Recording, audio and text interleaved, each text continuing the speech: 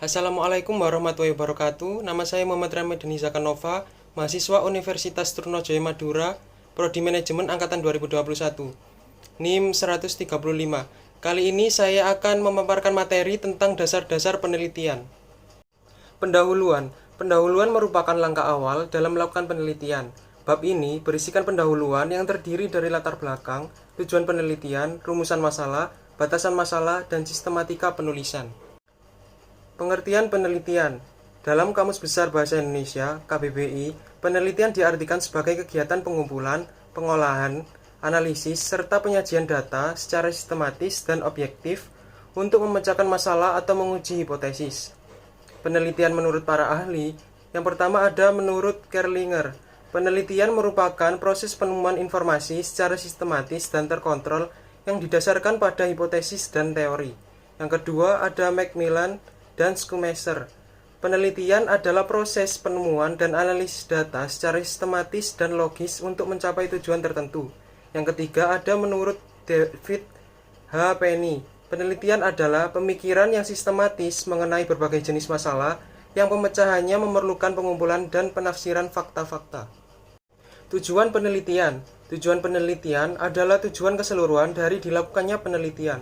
Tujuan penelitian ini bisa menambah pengetahuan di area atau topik tersebut, untuk menunjukkan kesenjangan yang ada dalam ilmu tersebut, atau untuk merancang dan menguji solusi dari masalah yang ada. Secara umum, tujuan penelitian antara lain untuk memperoleh pengetahuan atau penemuan baru, sebagai pembuktian atau pengujian tentang kebenaran dari pengetahuan yang sudah ada, sebagai pengembangan pengetahuan suatu bidang keilmuan yang sudah ada. Sugiono mengungkapkan bahwa tujuan penelitian yaitu agar data dapat ditemukan, dikembangkan, dan dibuktikan, sedangkan hasil dari penelitian akan memperoleh suatu pengetahuan baru sehingga dapat digunakan untuk memahami, memecahkan, dan mengantisipasi masalah. Manfaat penelitian. Manfaat penelitian adalah penegasan dan harapan peneliti tentang hasil yang didapatkan dalam penelitian memberi manfaat atau kegunaan secara akademik dan praktis. Manfaat penelitian disebut juga kegunaan penelitian. Dalam buku metodologi penelitian pegangan untuk menulis karya ilmiah, ada dua kategori manfaat penelitian, yaitu teoritis atau akademik dan praktis atau pragmatis. Secara akademis, manfaat penelitian berhubungan dengan kontribusi peneliti dalam pengembangan teori dan pengetahuan. Sedangkan manfaat praktis menjelaskan tentang hasil penelitian yang berguna sebagai penunjang pengambilan keputusan. Menurut Nazir, manfaat penelitian adalah untuk menyelidiki keadaan dari alasan untuk dan konsekuensi terhadap suatu keadaan khusus. Penelitian tersebut dilakukan untuk meningkatkan pemahaman kita. Penelitian memberikan informasi dan pengetahuan yang dibutuhkan untuk memecahkan masalah dan membuat keputusan. Jenis-jenis penelitian. Penelitian mempunyai ranah yang sangat luas. Hal ini karena penelitian bisa dilakukan pada semua bidang ilmu, mulai dari ilmu ekonomi, kesehatan, teknologi, dan lain-lain. Penelitian ini juga bisa menggunakan metode yang berbeda-beda. Maka dari itu, penelitian dibagi menjadi beberapa macam. Secara garis besar, penelitian digolongkan menjadi dua penelitian, yaitu penelitian kualitatif dan kuantitatif. Tetapi sebenarnya ada 5 jenis penelitian. Yang pertama ada penelitian kualitatif. Adalah penelitian yang mempunyai sifat deskriptif. Penelitian ini lebih cenderung menggunakan analisis. Dalam penelitian ini, proses dan makna lebih banyak ditonjolkan dengan menggunakan landasan teori sebagai panduan untuk fokus pada penelitian berdasarkan fakta yang ada di lapangan. Yang kedua ada penelitian kuantitatif. Penelitian kuantitatif adalah penelitian yang melakukan investigasi secara sistematis untuk meneliti sebuah fenomena dengan cara mengumpulkan data-data yang bisa diukur menggunakan ilmu statistik, matematika, dan komputasi. Penelitian kuantitatif memiliki tujuan untuk mengembangkan teori hipotesis yang memiliki kaitan dengan fenomena-fenomena alam. Yang ketiga ada penelitian eksperimen. Penelitian eksperimen adalah penelitian yang bersifat coba-coba. Kata eksperimen sendiri mungkin sudah tidak asing lagi. Sejak SD, istilah eksperimen sudah dikenalkan. Misalnya saja, eksperimen membuat roket dari botol bekas dan lainnya. Eksperimen yang bersifat coba-coba ini bertujuan untuk menguji sebuah hipotesis atau untuk mengenali adanya hubungan sebab dan akibat dengan tujuan tertentu. Yang keempat, ada penelitian deskriptif. Penelitian deskriptif adalah penelitian yang menggambarkan karakteristik dari suatu populasi atau sebuah fenomena yang menjadi objek penelitian. Metode penelitian deskriptif lebih fokus pada menjelaskan objek penelitiannya, sehingga penelitian ini akan menghasilkan jawaban dari sebuah peristiwa yang terjadi. Dan yang kelima, penelitian campuran atau kombinasi. Penelitian campuran atau kombinasi adalah penelitian yang menggabungkan penelitian bentuk kuantitatif dan kualitatif. Penelitian campuran atau kombinasi ini lebih kompleks dibandingkan penelitian-penelitian yang disebutkan di atas. Karena pada penelitian ini tidak hanya mengumpulkan dan menganalisis data, namun juga melibatkan fungsi-fungsi dari penelitian kuantitatif dan kualitatif. Penggunaan dari kedua metode penelitian itu diharapkan bisa memberikan pemahaman yang lebih lengkap mengenai masalah penelitian yang diangkat. Ciri khas penelitian dilansir dari situs IEDuNot. Penelitian memiliki 4 ciri dasar, yakni bersifat sistematis dan logis. Artinya, penelitian dilaksanakan melalui prosedur atau langkah-langkah yang berurutan. Selain itu, penelitian juga harus dibuat secara logis dan tidak memanipulasi hal apapun di dalamnya. Yang kedua, ada bersifat ilmiah. Artinya, hasil penelitian harus bisa dipertanggungjawabkan serta bisa dibuktikan kebenarannya. Maka penelitian harus menyajikan berbagai data atau temuan fakta. Yang ketiga, efisien dan manfaatnya. Artinya, penelitian harus disusun seefisien mungkin dan bisa dipahami oleh banyak kalangan. Selain itu, penelitian juga harus memiliki kontribusi bagi pengembangan ilmu pengetahuan. Yang terakhir ada analitis. Artinya, penelitian harus diuraikan serta dijelaskan melalui proses metode ilmiah. Hubungan sebab akibat antar variabel juga harus diuraikan dengan jelas dalam proses penelitian. Proses penelitian. Ada 6 tahapan dalam proses penelitian. 1. Mendefinisikan tujuan penelitian. Sebelum kita memulai proses penelitian, langkah pertama yang harus ditentukan adalah tujuan yang ingin kita temukan. Karena jika hal ini tidak dilakukan, kita akan kesulitan mencapai proses selanjutnya. Yang kedua, ada desain penelitian. Setelah kita menentukan apa tujuan dan sasaran dalam proses penelitian kita, kemudian menentukan desain dalam penelitian. Banyak desain dalam sistem informasi, misalnya ada use case diagram, activity diagram, dan lain-lain. Hal ini perlu dilakukan agar kita bisa mengetahui data apa saja yang akan kita sertakan dalam desain. Yang ketiga, ada pengambilan sampel. Sampling atau bisa dibilang teknik sampling adalah hal selanjutnya yang harus dilakukan setelah menentukan desain apa yang ingin digunakan. Sampling di sini bukan berarti kita benar-benar menjiplak hasil orang lain, tapi mencari referensi dan mendapatkan ide dari hasil tersebut agar kita bisa menambahkan referensi dan ide ke dalam proses penelitian desain kita. Yang keempat, ada pengumpulan data. Dalam proses pengumpulan data ini, kita akan mengambil data-data yang dibutuhkan dalam penelitian kita. Teknik yang digunakan bisa apa saja dan membutuhkan banyak referensi guna membantu penelitian yang sedang dilakukan. Yang kelima, ada analisis data. Setelah mengambil data yang dibutuhkan, maka kita harus menganalisis data tersebut. Apakah data ini yang kita inginkan atau data ini bisa saja salah dan lain sebagainya. Analisa terhadap data yang sudah kita kumpulkan ini sangat penting untuk dilakukan karena jika tidak, maka bisa saja terjadi kesalahan dalam informasi. Yang keenam, ada kesimpulan dan pelaporan. Setelah selesai mengumpulkan dan menganalisis informasi, selanjutnya kita perlu membuat kesimpulan dari semua informasi yang kita peroleh. Kemudian membuat laporan dan menceritakan tentang hasil informasi yang kita peroleh kepada yang bersangkutan untuk memperdalam lebih lanjut atau dapat melakukan cross-check lagi oleh anggota tim yang lain untuk mendapatkan persetujuan dan pendapat yang sama. Perbedaan penelitian kuantitatif, kualitatif, dan kombinasi. Adapun perbedaan dari penelitian kuantitatif, kualitatif, dan kombinasi antara lain, yang pertama sifat realitas. Dalam memandang realitas, gejala, atau objek yang diteliti, terdapat perbedaan antara metode kuantitatif, kualitatif, dan kombinasi. Seperti telah dikemukakan dalam metode kuantitatif yang berlandaskan pada filsafat positivisme, realitas dipandang sebagai sesuatu yang konkret, dapat diamati dengan panca indera. Kemudian dapat dikategorikan menurut jenis, bentuk, warna, dan perilaku, tidak berubah dalam waktu yang relatif lama, serta dapat diukur dan diverifikasi dan hubungan variabel bersifat kausal atau sebab akibat dan bebas nilai. Dengan demikian, dalam penelitian kuantitatif, peneliti dapat menentukan hanya beberapa variabel saja dari objek yang diteliti. kemudian dapat membuat instrumen untuk mengukurnya.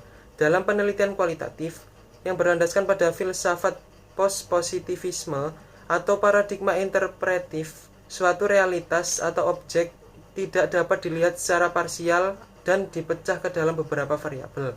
Penelitian kualitatif memandang objek sebagai sesuatu yang utuh, dinamis, hasil konstruksi pemikiran dan interpretasi terhadap gejala yang diamati. Sementara pada penelitian kombinasi, hal tersebut tergantung pada model desain atau model penelitian kombinasinya. Yang kedua, ada hubungan peneliti dengan yang diteliti. Dalam penelitian kuantitatif, kebenaran itu di luar dirinya, sehingga hubungan antara peneliti dengan yang diteliti harus dijaga jaraknya, alhasil bersifat independen. Dengan menggunakan kuesioner sebagai teknik pengumpulan data, maka peneliti kuantitatif hampir tidak mengenal siapa yang diteliti atau responden yang memberikan data. Sementara dalam penelitian kualitatif, peneliti sebagai human instrument, dan dengan teknik pengumpulan data, participant observation atau observasi berperan serta in-depth interview atau wawancara mendalam. Maka peneliti harus berinteraksi dengan sumber data. Dengan demikian, peneliti kualitatif harus mengenal betul orang yang memberikan data. Selanjutnya, dalam penelitian kombinasi, hubungan antara peneliti dengan yang diteliti dapat independen dan interaktif. Yang ketiga, ada hubungan antar variabel. Biasanya peneliti kuantitatif cenderung melihat hubungan variabel terhadap objek yang diteliti, lebih bersifat sebab dan akibat atau kausal. Alhasil, dalam penelitiannya ada variabel independen dan dependen. Dari variabel tersebut dicari seberapa besar pengaruh variabel independen terhadap variabel dependennya. Sementara itu, penelitian kualitatif yang bersifat holistik dan lebih menekankan pada proses. Maka penelitian kualitatif dalam melihat hubungan antar variabel pada objek yang diteliti bersifat interaktif, yaitu saling mempengaruhi, sehingga tidak diketahui mana variabel independen dan dependennya. Kemudian, pada penelitian kombinasi, hubungan antar variabel yang diteliti dapat berupa hubungan sebab akibat dan hubungan interaktif, tergantung model kombinasinya. Jenis-jenis metode analisis data kuantitatif dan kualitatif. Jenis metode analisis data kuantitatif sebagai berikut. Yang pertama ada metode analisis deskriptif. Metode analisis data kuantitatif deskriptif merupakan metode yang membantu menggambarkan, menunjukkan, atau meringkas data dengan cara yang konstruktif. Metode ini mengacu pada gambaran statistik yang membantu memahami data detail dengan meringkas dan menemukan pola dari sampel data tertentu. Melalui sampel akan memperoleh angka absolut yang tidak selalu menjelaskan motif atau alasan di balik angka-angka tersebut. Itu sebabnya diperlukan metode inferensial untuk analisa lebih lanjut. Namun angka bisa digunakan untuk menganalisis variabel tunggal. Metode deskriptif ini tujuannya untuk menguraikan suatu permasalahan secara jelas, akurat, dan sistematik berdasarkan fakta yang ada di lapangan. Metode statistik deskriptif ini terdiri dari min, menghitung rata-rata numerik dari sekumpulan nilai, median, mendapatkan titik tengah dari sekumpulan angka yang tersusun dalam urutan numerik, frekuensi, menunjukkan berapa kali nilai yang ditemukan, modus, metode untuk menemukan nilai yang paling sering muncul dalam kumpulan data, range, menunjukkan nilai tertinggi dan terendah, standar deviasi, menunjukkan sedekat apa semua angka dengan min. Kemudian ada skewness, menunjukkan kesimetrisan rentang angka dengan mengelompok menjadi bentuk kurva, bisa berada di tengah grafik, condong ke kiri atau ke kanan. Yang kedua ada metode analisis inferensial. Salah satu jenis metode analisis data kuantitatif yang umum digunakan selain metode deskriptif, mengacu pada pengujian statistik hipotesis atau pengujian teori. Metode ini mengubah angka mentah menggunakan nilai numerik dan statistik deskriptif menjadi pengetahuan yang bermakna. Tujuannya untuk membuat prediksi kemungkinan hasil dari data yang dianalisis.